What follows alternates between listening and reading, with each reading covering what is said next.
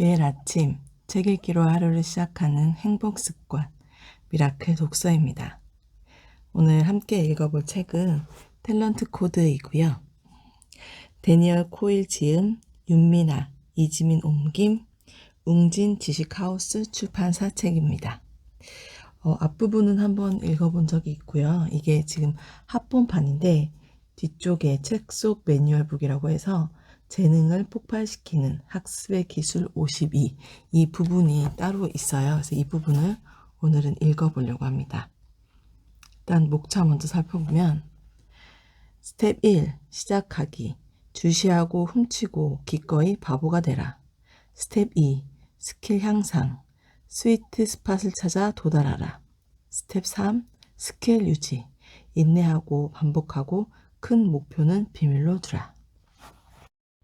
스텝 1 중에 1번. 자신의 롤모델을 주시하라. 여러분의 재능의 용광로 10여 군데를 방문한다면 학습자들이 그 분야의 최고 실력자를 관찰하는데 얼마나 많은 시간을 할애하는지 깜짝 놀랄 것이다. 여기서 관찰은 수동적으로 쳐다보는 것이 아니다. 배고픈 고양이나 아이처럼 눈 한 번 깜짝이지 않는 강렬한 응시를 뜻한다. 우리 주위에는 롤모델이 많다. 동기부여를 유도하는 방법 중 하나는 자신의 유리창에 미래의 생생한 이미지를 가득 채운 뒤 매일 바라보는 것이다. 연구에 따르면 롤모델과의 아주 사소한 연결고리만으로도 무의식적으로 상당한 동기부여가 일어난다고 한다. 예를 들어 자신의 생일이 수학자의 생일과 같다는 사실을 아는 사람은 다른 이들에 비해 어려운 수학 문제를 푸는데 62%나 더 많은 노력을 기울이는 것으로 나타났다. 수많은 재능 개발은 이러한 유리창 효과로 강화된다. 1997년 LPGA 투어에는 한국인 골프 선수가 없었다. 하지만 오늘날에는 그 수가 무려 40명이 넘으며 이들은 모두 경기 중 3분의 1에서 우승을 차지하고 있다. 무슨 일이 일어난 걸까?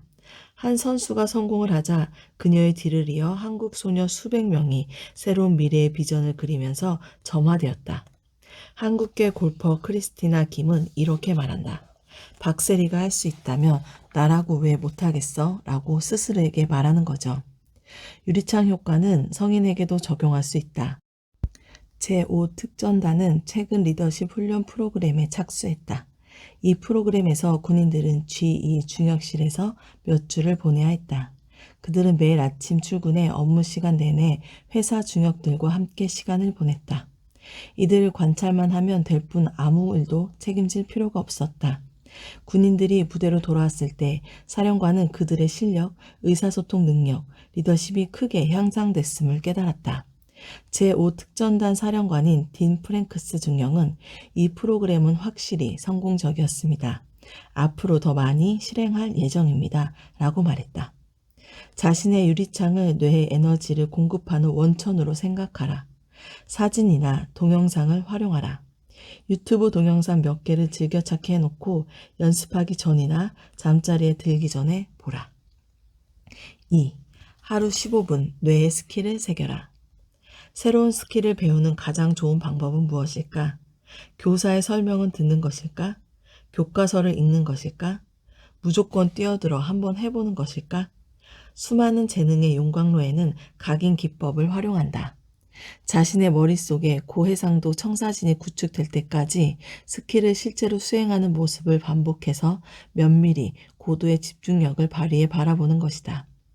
몇 년 전 60분이라는 TV 프로그램에서 테니스 강사이자 작가인 티머시 고레이는 테니스를 한 번도 쳐본 적이 없는 중년 남녀를 모았다. 간단한 테스트를 거쳐 가장 재능 없는 여성을 선택한 그는 말 한마디 없이 포핸드를 치기 시작했다. 고레이는 이 여성에게 자신의 발, 라켓을 잡는 방식, 타격의 리듬에 특히 주의하도록 했다. 티머시의 포핸드를 집중해서 지켜본 여성은 그 움직임을 모방하기 시작했고 20분 후에는 놀라울 정도로 괜찮은 포핸드를 치게 되었다. 눈이 아닌 기와 관련된 예로는 스즈키 교육법이 있다. 스즈키 학생들은 매일 수업과는 별개로 여러 곡의 노래를 듣는다. 반짝반짝 작은 별로 시작해 점점 더 어려운 음악으로 넘어가는데 반복해 듣는 동안 학생들의 뇌에 그 노래가 새겨진다. 듣기 연습은 강력하고 상세한 머릿속 지도를 구축해 주는데 이 지도는 뒤따르는 노력이 실패인지 성공인지를 가늠케 하는 일련의 점으로 이어져 있다. 효과적인 각인의 핵심은 강력한 연결고리를 형성하는 것이다. 열심히 보고 듣다 보면 스킬을 수행할 때의 느낌을 상상할 수 있게 된다. 신체적 스킬이라면 그 기능을 수행하는 사람의 몸에 자신을 투영한다. 동작과 리듬의 주의를 기울이라. 움직임의 내부를 느끼고자 노력하라. 정신적 스킬이라면 전문가의 의사결정 패턴을 재현함으로써 본뜰 수 있다. 체스 선수는 고정 기보를 한 수씩 다시 둔다. 대중 연설가는 과거의 위대한 연설을 어조까지 완벽하게 재현해 연습한다. 음악가는 자신이 가장 좋아하는 음악을 커버한다. 여러 작가들은 위대한 작품을 발췌해 필사하면서 익힌다.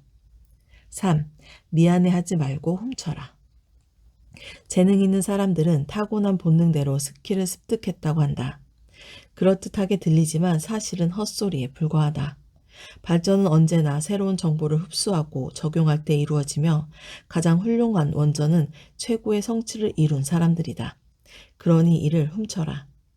훔치는 것은 예술, 스포츠, 디자인 분야의 오래된 전통으로 영향력이라는 이름으로 통한다.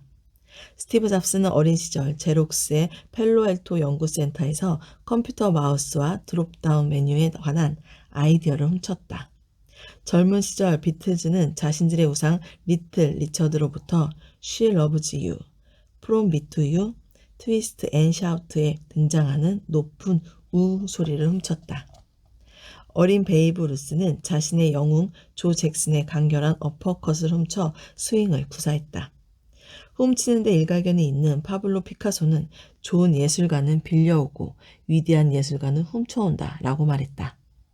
세프티앤 보컬 스튜디오 창립자인 린다 세프티앤은 학생들에게 이렇게 말한다. 미친 듯이 훔쳐라. 너희들보다 나은 사람들 전부 찾아내 그들이 가진 장점 중 너희가 활용할 수 있는 것을 살펴봐라. 그리고 그걸 너희 것으로 만들어라. 세프티앤은 실제로 최고의 가수들에게서 공책 14권 분량의 아이디어를 훔쳐서 정리했다. 바인더의 비닐 속지 안에는 고음을 내는 방법에서부터 소란스러운 청중을 다루는 비법에 이르기까지 모든 조언이 담겨 있다. 훔치는 행위는 재능의 미스터리한 패턴을 이해하는 데 도움이 된다. 예를 들어 음악가 집안에서는 보통 막내의 재능이 가장 뛰어나다. 이는 유리창 효과와 훔치는 행위에서 기인한다. 막내들은 자라면서 좋은 정보를 얻을 확률이 높다. 그들은 자기보다 나이가 많은 형제자매가 하는 것을 보고 따라하며 무엇이 효과적이고 무엇이 효과적이지 않은지를 판별할 수 있는 기회를 더 많이 얻게 된다. 즉, 훔칠 수 있는 기회가 많은 것이다. 훔칠 때에는 전체적인 인상이 아니라 세부 요소에 초점을 맞춰야 한다. 골퍼의 왼쪽 팔이 백스윙 상단에 놓이는 각도, 의사의 괄목이 그리는 곡선, 고음을 내는 가수의 명확한 입술 모양과 이완, 코미디언이 결정타를 날리기 전에 갖는 정확한 시간처럼 구체적인 사실을 파악하라. 스스로에게 이렇게 물어라. 여기에서 가장 중요한 동작은 무엇인가? 그들은 이 동작을 나와 어떻게 다르게 실행했는가? 4. 기록하라. 최고의 기량을 선보이는 사람 중 상당수가 특정 형태의 일지를 기록한다. 테니스 챔피언 세레나 윌리엄스와 월드시리즈 MVP 커트 실링은 공책을 사용한다.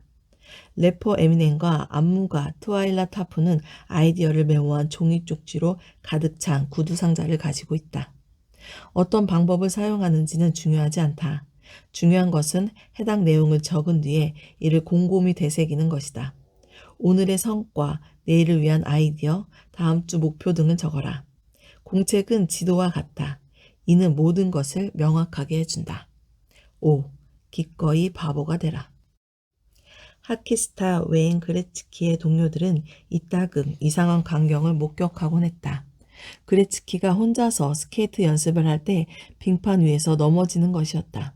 세계적으로 유명한 하키 선수가 초등학생처럼 넘어지는 모습은 놀라워 보이겠지만 사실은 이치에 맞는 일이다. 그레츠키는 이미 뛰어난 기량을 지니고 있지만 자신의 능력을 한계까지 밀어붙임으로써 이를 향상시키기로 마음먹은 것이다. 그러기 위해서는 뇌의 새로운 연결고리를 형성해야 한다. 즉 다소 멍청해 보일지라도 끝까지 밀어붙이다가 넘어지기를 반복해야 하는 것이다. 물론 바보 같은 느낌을 좋아하는 사람은 없다. 하지만 우리는 흔쾌히 바보가 되어야 한다. 즉 실수하는 데서 오는 감정적인 고통은 기꺼이 감수해야 한다. 끝까지 밀어붙이고 넘어지고 다시 시도하는 것은 뇌가 성장하고 새로운 연결고리를 형성하는 방법이기 때문이다. 재능을 개발하는 과정에서 발생하는 실수는 진정한 실수가 아니라는 사실을 명심해라. 이는 재능을 향상시키는 데 활용할 수 있는 이정표다. 생산적인 실수에 다가서는 단 하나의 길은 사람들이 낯설고 위험하다고 느끼는 지점에 도달할 수밖에 없는 규칙들을 세우는 것이다. 즉, 능력의 한계점인 스위트 스팟으로 스스로를 몰고 가는 것이다. 예를 들어 매도마운트 음악학교의 학생들은 보통 비공식적인 규칙에 따라 연습한다. 예를 들어 자신이 어떤 곡을 연주하는지 행인이 알아차린다면 너무 빨리 연주하고 있다는 뜻이다. 혹동고래의 노래를 연상시키는 이 과도하게 느린 연습의 핵심은 감지하기 어려운 소소한 실수를 찾아내 보다 정교하게 다듬는 것이다. 이는 비즈니스에도 적용된다. 구글에는 20% 시간 규칙이 있다. 엔지니어들은 승인을 받지 못했지만 개인적으로 열정을 느끼는 프로젝트, 즉 위험을 감수해야 할 확률이 높은 프로젝트의 업무 시간의 20%를 할애해야 한다. 나는 직원들이 위험을 무릅쓰고 실수하는 데 동의하는 계약서에 서명하도록 하는 조직을 수없이 봤다. 한 예로 워싱턴 DC의 전자상거래 기업 리빙소셜은 경험에 근거한 규칙을 만들었다. 이에 따라 직원들은 일주일에 한 번 자신을 겁먹게 만드는 결정을 해야 한다. 어떠한 전략이든 목표는 항상 동일하다. 한계에 도달하도록 장려하며 실수는 실패가 아니라 올바른 방향으로 나아가는데 사용할 수 있는 정보라고 재해석하는 것이다. 6. 소박한 환경을 택하라. 우리는 최첨단 시설, 원목 패널로 장식한 전망 좋은 사무실, 티끌 하나 없는 라커룸, 뽀송뽀송한 타월 등 호화로운 것을 좋아한다. 안타까운 일이다. 동기부여의 관점으로 보자면 호화로움은 마약과 같기 때문이다. 무의식의 노력을 덜 기울이라는 신호를 보내며 우리에게 천천히 해, 성공했잖아 라고 속삭인다. 재능의 용광로는 호화롭지 않다. 사실 호화로움과는 정반대라 닭장 하버드라고 불릴 정도다. 최고의 음악학교 중에는 허름한 오두막이 많다. 마이클 펠프스를 비롯해 올림픽 메달 선수를 5이나 배출한 노스 볼티모어 수상클럽은 재정이 부족한 YMCA로 보일 정도였다. 핀란드와 한국에 위치한 국제 학업 성취도 평가에서 항상 최상위권을 차지하는 학교들의 교실은 소박하며 1950년대 모습 그대로인 것처럼 보인다. 이 비법의 핵심은 도덕성이 아니라 신경계다. 단순하고 허름한 공간은 도달하고 반복하고 고군분투하는 등 심층 연습에 집중하는 데 도움이 된다. 호화로움과 검소한 중 하나를 선택해야 한다면 검소한 것을 선택하라. 무의식이 고마워할 것이다. 7. 스킬의 유형을 파악하라. 스킬을 쌓기 위한 첫 번째 단계는 어떤 유형의 스킬인지 파악하는 것이다. 모든 스킬은 두 가지 카테고리 중 하나에 속한다. 바로 하드 스킬과 소프트 스킬이다. 고도의 정밀성을 요하는 하드 스킬은 최대한 정확하고 지속적으로 수행하는 행위다. 이상적인 결과로 이어지는 길이 단 하나뿐으로 믿음직한 로봇을 떠올리면 된다. 하드 스킬은 특수 분야 종사자, 특히 신체적 훈련에서 발견할 수 있는 정확한 반복이다. 하드 스킬 목표는 스위스 시계와 같은 기능이다. 신뢰할 만하고 정확하며 언제나 실패 없이 기계적으로 동일하게 작동하는 스킬이다. 하드 스킬은 ABC로 요약할 수 있다. 말 그대로 항상 일관적인 스킬이라는 의미다. 반면 고도의 유연성이 필요한 소프트 스킬은 바람직한 결과로 이어지는 여러 갈래의 길이다. 이 스킬은 매번 똑같은 일을 반복하게 수행할 필요가 없다. 그보다는 상황에 맞춰 대응해야 하며 진행되는 패턴을 파악해 현명하고 시기적절한 선택을 해야 한다. 소프트 스킬은 광범위하고 한정되어 있지 않은 분야, 특히 일종의 커뮤니케이션을 요하는 분야에서 찾을 수 있다. 스위스 시계 같은 정밀함을 추구하는 스킬이 아니다. 그보다는 패턴이나 가능성을 재빨리 파악해 복잡한 장애물을 넘어서는 능력이 필요하다. 소프트 스킬은 3R이다. 읽고, 파악하고, 반응한다. 이 비법의 핵심은 하드 스킬과 소프트 스킬이 서로 다르다는 데 있다. 우선 자신에게 물어보자. 매번 100% 일관적이어야 하는 스킬은 어떤 것일까? 기계 같은 정확도로 수행해야 하는 스킬은 어떤 것인가? 바로 하드 스킬이다.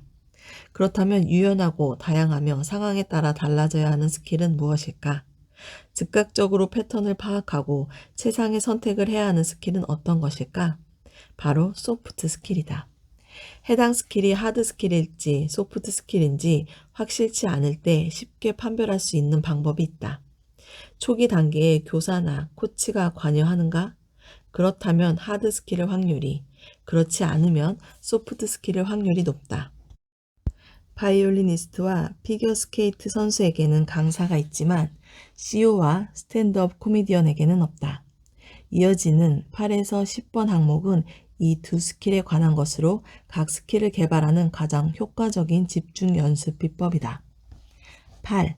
하드 스킬, 섬세한 목수처럼. 믿을 만한 하드 스킬을 개발하기 위해서는 뇌의 우회로를 연결시켜야 한다.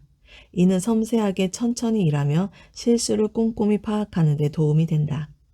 섬세한 목수처럼 일하는 것이다. 하드 스킬의 바람직한 예로는 스즈키 교육법이 있다. 스즈키 학생들은 여러 번의 수업 시간 동안 손가락의 올바른 곡선과 압력, 올바른 자세로 바이올린을 잡고 활을 지는 법을 배운다. 학생들은 로켓처럼 위로 올라갔다가 비처럼 아래로 내려오고 칙칙폭폭, 기차처럼 앞뒤로 오가기 등 리듬과 반복을 통해 활을 켜는 방법을 배운다. 별것 아닌 듯 보이는 이러한 기본기를 대단히 중요하고 정교한 스킬로 대한다. 학생들은 생생한 시뮬레이션을 통해 배우며 완벽하게 익힐 때까지 계속해서 반복한다. 절대적으로 중요한 스킬 조각들은 이처럼 면밀한 반복의 반복을 거듭해 완성된다. 또 다른 예는 슈퍼볼에서 3번이나 우승을 거머쥔 뉴 잉글랜드 패트리어츠 소속 쿼터백 톰 브래디의 지갑에 들어있는 해진 종이 한 장에서 발견할 수 있다. 여기에 적힌 공 던지기의 기본 테크닉은 통로로 던져라처럼 하나같이 단순하다. 이는 브래디가 14살 때부터 코치 톰 마르티네즈와 계속해온 훈련의 메시지를 적은 것이다. 마르티네즈가 2012년에 사망할 때까지도 브래디는 1년에 한두 번 그를 찾아가 자신을 튜닝했다. 정확히 말하면 매끄럽게 활주하기 위해 정신의 고속도로를 다시 닦는 것이다. 정확성은 초반에 특히 중요하다. 첫 번째 연습이 앞으로의 진행 방향을 확립하기 때문이다. 신경학자들은 이를 언덕의 눈썰매 효과라고 부른다. 첫 번째 반복은 깨끗한 눈 위에 길을 내는 첫 번째 썰매와 같다. 다음번 썰매는 이 길을 따라가는 경향이 있다. UCLA의 신경학과 교수인 조지 바조키스는 우리의 뇌는 연결고리를 형성하는 데는 뛰어나지만 이를 허무는 데는 약하다라고 말한다. 하드 스킬을 배울 때에는 정확하고 신중해야 한다. 천천히 하라. 한 번에 단순한 동작 한 가지씩 반복해 완벽해지면 다음 단계로 넘어가라. 실수에 집중하고 특히 초반에 확실히 수정해야 한다. 기본기를 익히는 일은 지루해 보이지만 투자할 만한 가치가 있다. 지금 올바른 길을 닦아 놓는다면 앞으로 수많은 시간과 수고를 덜 수 있기 때문이다. 9. 소프트 기술. 스케이트보더처럼. 소프트 스킬은 아름답기 때문에 시선을 사로잡는다. 축구 스타 레니올 메시가 눈부신 목표를 달성하기 위해 자신의 실력을 갖고 닦는 모습을 상상해보라. 기타 솔로를 연주하는 지미 핸드릭스나 스탠드업 코미디 무대에서 촌철살인 날리는 존 스튜어트는 또 어떠한가? 이는 마법 같은 특별한 재능처럼 보이지만 사실은 패턴을 파악하고 적절하게 반응하는 뇌의 최고속 소프트웨어가 만든 결과이다.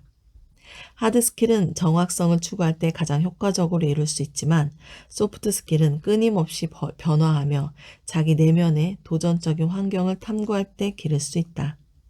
다양한 장애물을 만나고 이에 반응하며 읽고 파악하고 반응하는 데 필요한 감정 회로의 네트워크를 형성하게 된다. 즉, 소프트 스킬을 쌓기 위해서는 섬세한 목수가 아니라 스케이트 보더처럼 행동해야 한다.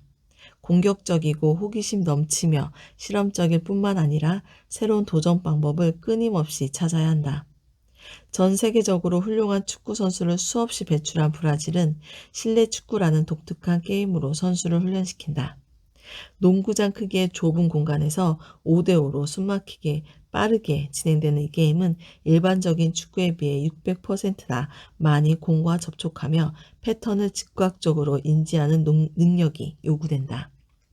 상파울로 대학의 축구 교수 에밀리오 미란다는 이를 즉흥 경기 실험실이라고 설명한다. 빌 머리, 존 벨루시, 존 캔디, 스티브 커렐, 스티븐 콜버트, 티나 페이 등 미국에서 가장 성공적인 코미디언들의 훈련장인 시카고 세컨드 시티 코미디 극단은 즉흥 연기, 스케치 코미디, 스탠드업 코미디를 연습할 수 있는 다채롭고 경제적인 공간을 제공한다. 가장 창의적인 스킬조차, 아니 가장 창의적인 스킬일수록 오랜 시간 서투른 과정을 거쳐야 한다. 3명 모두 세계적인 소설가가 된 브론테 자매는 어린 시절 집에서 만든 작은 책자에 수천 쪽짜리 소설을 쓰면서 재능을 키웠다. 브론테 자매의 초기 소설은 훌륭하지 못했다. 그것이 바로 핵심이다. 그들은 끝없이 도전적이고 다양한 공간에서 수천 번의 강렬한 도달과 반복을 통해 스킬을 갈고 닦은 것이다. 소프트 스킬을 연습할 때에는 다양한 연습을 수없이 하며 확실한 피드백을 받아야 한다. 실수에 개의치 마라. 중요한 것은 탐구하는 자세다. 소프트 스킬은 보통 즐겁게 연습할 수 있지만 스스로가 코치가 되어야 하기 때문에 더 힘들 수 있다. 각 세션이 끝난 뒤에는 스스로에게 다음과 같은 질문을 해야 한다. 효과적인 방법은 무엇이었나? 효과적이지 않은 방법은 무엇이었나? 왜 그랬나? 10. 하드 스킬을 존중하라. 여러분도 이제 눈치챘겠지만 대부분의 재능은 100% 하드 스킬이거나 소프트 스킬이 아니라 둘이 섞여 있다. 바이올리니스트는 음표를 연주하기 위해 손의 위치를 정교하게 바꾸는 능력, 하드 스킬과 곡의 감정을 해석하기 위한 능력, 소프트 스킬을 갖추어야 한다. 그리고 쿼터백은 정확한 스파이럴 기술과 수비를 재빨리 간파하는 능력을 갖추어야 한다. 핵심은 간단하다. 하드 스킬을 우선시해야 한다. 장기적으로 더 중요하기 때문이다. 모스크바의 테니스 클럽 스파르타크에는 어린 선수들이 시합에 참가하기 전에 몇 년을 기다려야 한다는 규칙이 있다. 라리사 프레오브 라젠스카야 코치는 이렇게 말한다. 기술이 전부입니다. 기술 없이 경기를 펼치는 것은 큰 실수입니다. 여러분은 재능이 뛰어난 수많은 사람이 시작 단계에 연습했던 스킬의 지속적 연마를 중시한다는 사실을 알면 놀랄지도 모른다. 첼리스트 요요마는 연습할 때마다 초반 몇 분간 같은 음을 반복한다. NFL 쿼터백 페이턴 베닝은 모든 연습 초반에 12살 아이처럼 가르칠 법한 기본적인 발놀림을 연습한다. 이들은 스스로에게 나는 세상에서 재능이 가장 뛰어난 사람인데 더 어려운 연습을 해야 하는 게 아닐까라고 말하지 않는다. 그들은 복잡한 도전을 해야 한다는 유혹을 뿌리치고 하드 스킬을 연마하고 유지한다. 하드 스킬이야말로 모든 것의 기본이기 때문이다. 이 개념을 명심하기 위한 한 가지 방법은 자신의 재능을 커다란 떡갈나무에 비유하는 것이다. 거대하고 굵은 몸통은 하드 스킬이다. 그리고 유연한 소프트 스킬이 층층이 가지를 들이운다. 우선 몸통을 완성한 다음에 가지를 길러야 한다. 11. 영재 신화에 속지 마라. 재능은 갈색 머리카락이나 푸른 눈처럼 유전이라고 배웠다. 따라서 재능의 확실한 징표는 노력 없는 성공, 즉 영재로 판명되는 것이라고 생각한다. 하지만 연구에 따르면 이는 사실이 아니다. 초기 성공은 장기적인 성공을 제대로 예측해주지 못한다. 수많은 실력자들이 초반에는 눈에 띄지 못한 채 조용히 스타로 성장했다. 마이클 조던은 대학교 2학년 때 학교 대표팀에서 탈락했고, 찰스 다윈은 교사에게서 느리고 평범하다는 평가를 받았으며, 월트 디즈니는 직장에서 창의력 부족을 이유로 해고당했다. 알베르트 아인슈타인, 루이 파스테르, 폴 고갱, 토머스 에디슨, 레프 톨스토이, 프레드 에스테어, 윈스턴 처칠, 루시엘 볼 등도 비슷한 예다. 스탠퍼드 대학의 캐럴 드웩 박사가 제시한 이론에 따르면 영재들은 칭찬과 관심을 받게 되면서 위험을 감수하지 않게 되고 마법 같은 상태를 본능적으로 보호하느라 결국 학습 속도가 더뎌진다. 내가 가본 재능의 용광로들은 재능의 파악이 아니라 점진적인 성장을 목표로 했다. 초기 성공에는 큰 관심을 두지 않으며 누가 성공할지 감히 판단하지도 않는다. 나는 콜로라도 스프링스에 위치한 미국 올림픽 훈련센터를 방문했을 때 코치 50명에게 앞으로 2년 후 메달을 딸 것 같은 15세 상위권 선수를 정확히 집어낼 수 있는지를 물었다. 딱 한 명만 손을 들었다. 국내 선수권 대회에서 21번이나 우승을 거머쥔 노스캐롤라이나 대학 여성축구팀의 헤드코치 앤드 도렌스는 이렇게 설명했다. 가장 안타까운 학생은 여러 해 동안 칭찬을 받아온 학생입니다. 고등학교에 들어갈 때쯤 이 아이는 자신이 뛰어나다는 사실을 믿기 시작하죠. 하지만 졸업할 때쯤 제대로 능력을 발휘하지 못하게 됩니다. 바로 그때 경쟁자가 등장합니다.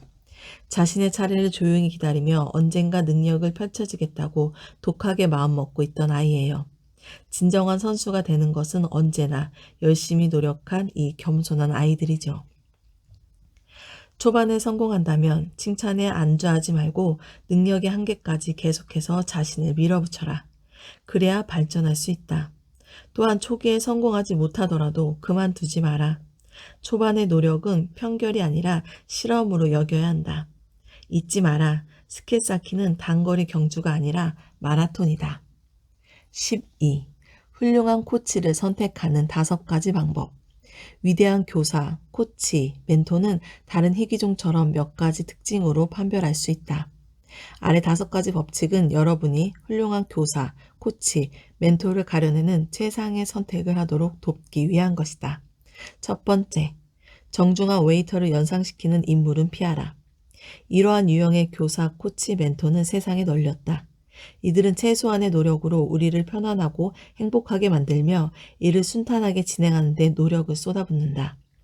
이 유형의 사람들은 짧은 시간 동안 수많은 내용을 다루며 걱정하지 마, 잘 될 거야, 나중에 하면 돼 라고 웃으면서 말한다. 이들은 레스토랑 웨이터에는 적합하지만 교사, 코치, 멘토로는 형편없는 사람이다. 두 번째, 자신을 조금은 겁먹게 만드는 사람을 찾아라. 정중한 웨이터를 접할 때와는 달리 위대한 교사, 코치, 멘토를 만날 때에는 존경, 경외, 두려움 등 낯선 감정이 드는 경향이 있다.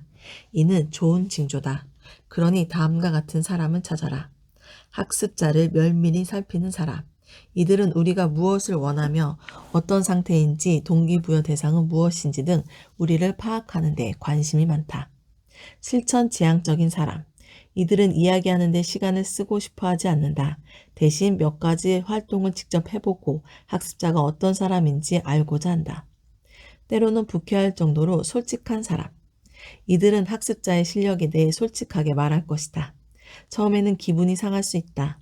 하지만 머지않아 이것이 개인적인 감정을 표출한 게 아니라 학습자가 발전하는 데 활용할 수 있는 정보라는 사실을 깨닫게 될 것이다. 코치라는 단어는 원래 헝가리어로 마차를 의미하는 코치에서 왔다는 사실에 주목할 필요가 있다. 학습자는 친구나 부모를 찾는 것이 아니다. 신뢰할 수 있고 함께 여행을 떠날 수 있는 든든한 동반자를 찾는 것이다. 세 번째, 간결하고 확실한 지침을 주는 사람을 찾아라. 대부분의 위대한 교사, 코치, 멘토는 장광설을 늘어놓지 않는다. 설교도 일장 연설도 하지 않는다. 대신 간결하고 확실한 지침을 주고 학습자가 목표에 도달하도록 돕는다. 훌륭한 교사 중 한 명으로 널리 알려져 있는 UCLA 농구 코치 존 우드는 1년간 연구한 이들이 있다. 연구진은 우드니 자신의 팀에 전하는 모든 말에 주목했다. 우드는 길게 설명하지 않았다. 그의 지시는 평균적으로 4초 안에 끝났다. 이는 명백한 사실을 말해준다. 코칭은 웅변대회가 아니라 연결고리를 생성하고 유용한 정보를 전달하는 일이다. 네 번째, 기본을 중시하는 사람을 찾아라. 위대한 교사는 골프채를 치는 방식, 기타에서 단일 음표를 연주하는 방법 등 기본기를 가르치는 데 연습시간 전부를 할애한다. 조금 이상해 보이겠지만 그들이 스킬의 실제를 이해하고 있음을 반증한다. 기본기는 스킬의 핵심으로 우리가 발전할수록 더욱 중요해진다. 다섯 번째, 다른 조건이 동일하다면 연장자를 택하라. 교수는 다른 재능과 동일하다. 성숙하려면 시간이 필요하다. 수많은 재능의 용광로가 60대나 70대에 의해 운영되는 까닭이 바로 이 때문이다. 위대한 교사는 계속해서 배우며 매해 자신의 기술을 향상시킨다. 그렇다고 해서 30세 이하의 교사는 무조건 훌륭하지 않다는 뜻은 아니다. 또한 나이 든 코치가 항상 훌륭한 것도 아니다. 하지만 다른 조건이 동일하다면 연장자를 택하는 것이 낫다. 오늘 미라클 독서는 여기까지 읽겠습니다. 오늘도 감사합니다.